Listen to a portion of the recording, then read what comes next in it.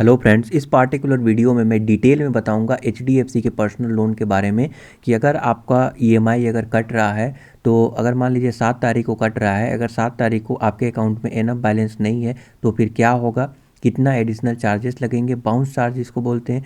अगर आपके enough balance नहीं है उस डेट को तो फिर एक बाउंस चार्ज लग सकता है और कितना लगेगा बाउंस चार्ज, और जो ईएमआई है आप खुद से कैसे ऑनलाइन के थ्रू आप पेमेंट कर सकते हैं।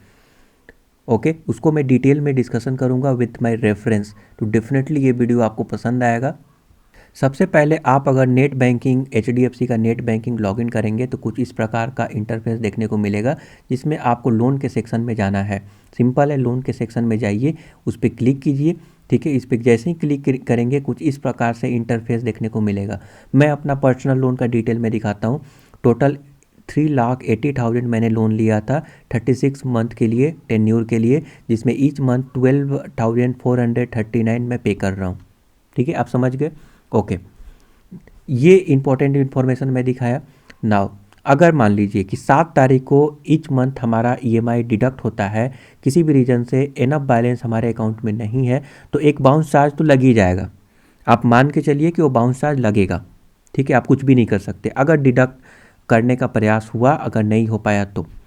बट ईएमआई तो कहीं ना कहीं आपको पे करना ही है। डिडक्ट खुद से नहीं हुआ तो आप खुद से करेंगे।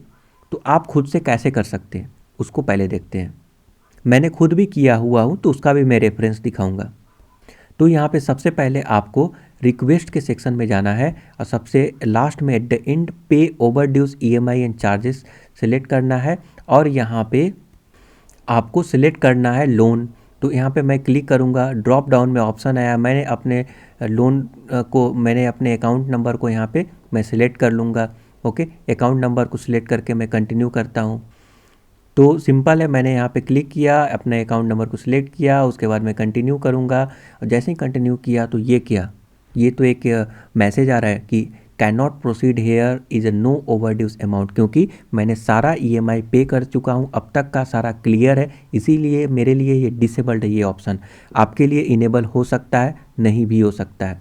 ओके, क्यों नहीं हो सकता है? क्योंकि बैंक को तो उसको भी तो प्रॉफिट चाहिए, तो वो तो चार्जेस वगैरह लगाएगा। आप खुद से पे कर देंगे तो मे भी चार्जेस ना लगा पाए, तो ये समस्या हो जाता है। मान लीजिए 7 तारीख को आपको पे करना है, 7 तारीख को आप खुद से जाकर यहाँ पे कर दिए, तो आप बोलेंगे कि मेरा 7 तारीख को तो मैं पे कर दिया।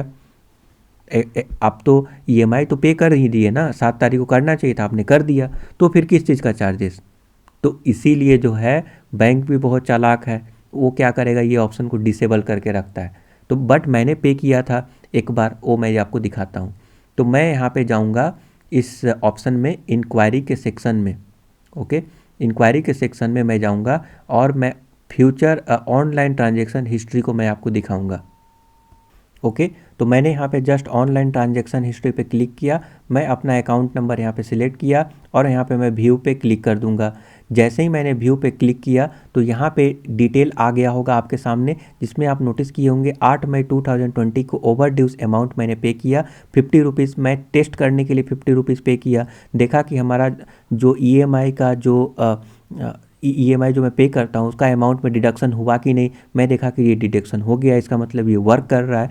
तो मैं जो है देख सकते हैं कि मैं टोटल जो बचा हुआ मेरा ईएमआई का जो भी पेमेंट था मैंने पे कर दिया, जिसको बोलते हैं over dues payment. Over dues payment मैंने कर दिया। इस केस में किसी भी तरह का मेरा कोई भी बाउंस चार्ज नहीं लगा। इसके दो रीज़न हो सकते हैं। पहला रीज़न ये था कि रिसेंटली आरबीआई ने लॉकडाउन लगा हुआ था, इसके वजह से एमोर्टाइजेशन लगाया था, जिसके वजह से कई सारे लोगों का जॉब चला गया था, तो वो जो है पे नहीं कर सकते थे, तो ईएमआई को डिले कर सकते थे। ऐसा रूल आरबीआई ने लगाया था, जिसके तहत वो कोई भी एडिशनल कॉस्ट, एडिशनल चार्ज वो नहीं ले सकता है। जो हमारा जो भी बैंक है वो नहीं ले सकता है अगर कोई पे नहीं कर पाया तो। ठीक है, तो ऐसा रूल के वजह से हो सकता है कि मेरे केस में वो चार्जेस नहीं लगा, एक ये रीज़न हो सकता है। दूसरा रीज़न कि मैंने खुद से पेमेंट कर दिया तो भी हो सकता है कि चार्जेस नहीं लगा। ओके, कोई भी एडिशनल बाउंस चार्ज नहीं लगा। तो आपको वो ऑप्शन से अगर पेमेंट का ऑप्शन आता है तो आप पे कर सकते हैं। और पे करने के बाद मैंने वेरीफाई भी किया अपने ट्रांजैक्शन हिस्ट्री में कि क्या आप जो मैं पेमेंट किया हूँ वो सक्सेसफुली पेमेंट हुआ है या नहीं। तो मैं यहाँ पे क्लिक करने वाला हूँ अभी ट्रांजैक्शन हिस्ट्री में। जैसे ही मैं क्लिक करूँगा मैं यहाँ पे लोन सेलेक्ट करूँगा।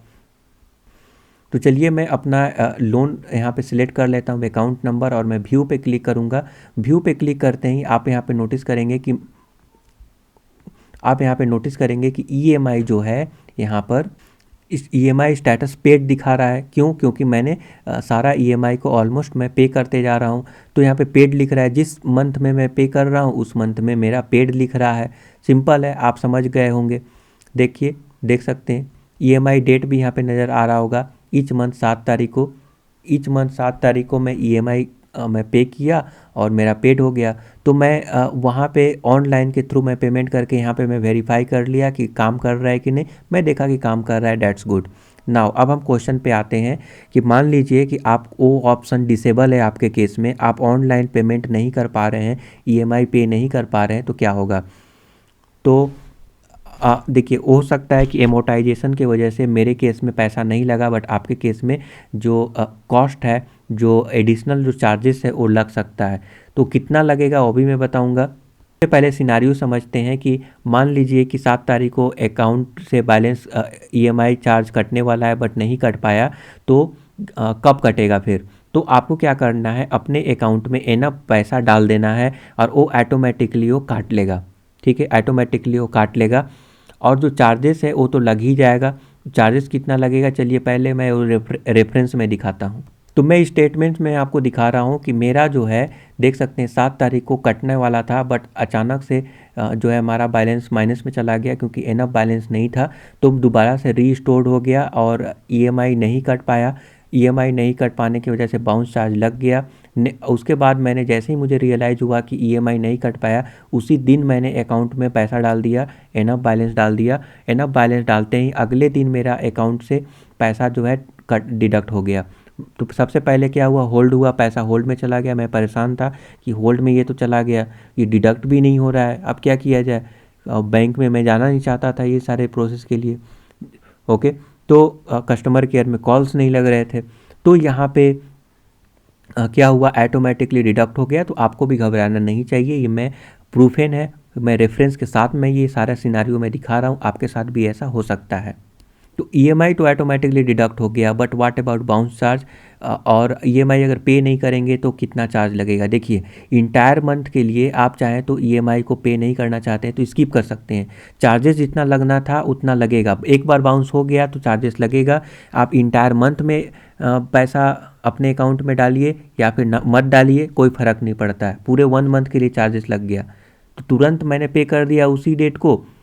7 तारीख को एनफ बैलेंस में अकाउंट में डाल दिया, तो तब भी उतना ही चार्ज लगा। अगर मैं 15 दिन डिले करके डालता तब भी उतना ही चार्ज लगता।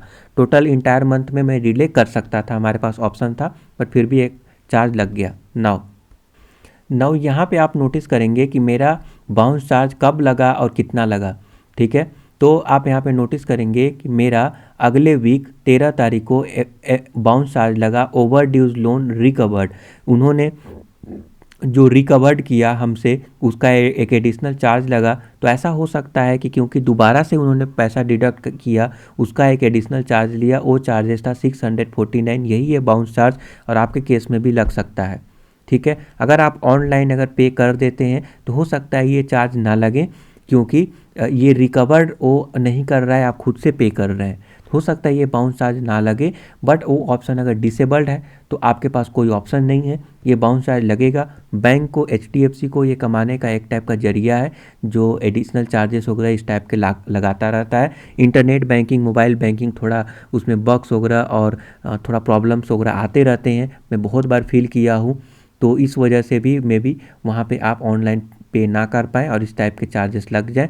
मैं आपको बता दूं कि क्रेडिट कार्ड अभी इशू नहीं हो रहा है एचडीएफसी में, क्योंकि ऐसे बहुत सारे एरर आ रहे थे, जिसकी वजह से लोग टाइम पे पेमेंट नहीं कर पा रहे थे, क्योंकि इनका सिस्टम जो है बहुत ख़राब था, उसमें कई सारे बग्स आ रहे थे और उनको एडिशनल चार्जेस लग रहा था। इसीलिए आरबीआई ने इनके ऊपर पेनाल्टी लगाया है कि वो अभी इशू नहीं कर सकते हैं। तो internet banking, mobile app banking में बहुत सारे बग्स इशूज आते रहते हैं, जिसकी वजह से लोगों को परेशानी देखने को मिलता है। मैं भी वहाँ पे करना चाहा बट नहीं कर पाया, वो ऑप्शन डिसेबल था और मेरा एडिशनल चार्ज लग गया। आई होप कि आपको समझ में आ गया। Thank you for subscribing the YouTube channel. Have a nice day.